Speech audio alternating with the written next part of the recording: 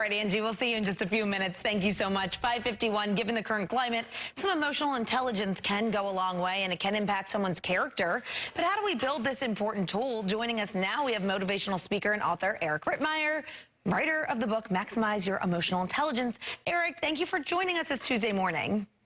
Erin, it's wonderful to see you. Thanks for having me. You too, nice and early. Now, we want to start things off and talk about the Waiter test. It instantly determines someone's character. We want to know what it is and how it applies to people in the workplace.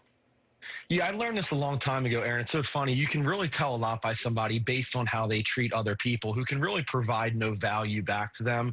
When it comes to the Waiter test, what you're looking for is how does that person that you're sitting down with and having dinner with, how are they communicating with someone like a waiter who's really just there to provide what I refer to as a unilateral service? You can get nothing in response from that person. So how do you act towards them? How do you treat them? Do you treat them with respect? You can tell a lot by watching.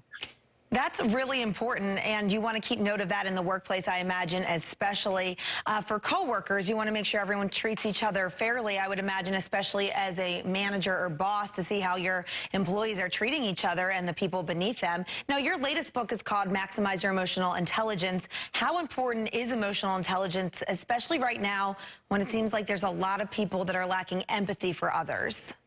It's so critical, Erin. We have no training on this. We get nothing in school about emotional intelligence skills, self-awareness, self-regulation, empathy, social skill. These are things that we need to have in order to have better connections with people, to respond to others, to understand their emotions, to know what they're going through. We're going through a difficult time right now. If we can't relate to other people and put ourselves in their shoes and feel their pain, we're going to treat them differently. And unfortunately, people really need help right now emotionally.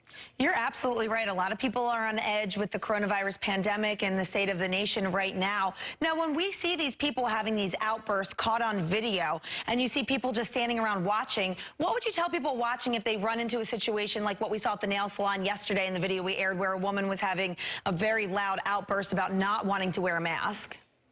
Yeah, we live in this crazy outrage culture, Erin. Everybody's so angry with each other for no reason. We're not able to express our emotion in any way other than anger and violence. We have to learn these basic skills that say, you know what, just because we disagree with someone or just because somebody says something we don't like, we can respond logically and act like a normal human. We don't have to become drunk in emotion where we're incapable of logical thought processes. That's where we are right now as a nation.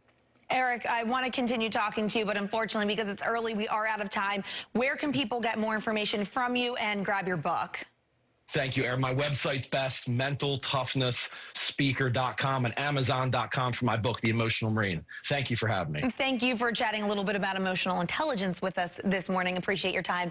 As always, Wisdom, over to you. 5:54 is the time right now. Coming up, Harry and Meghan pay up.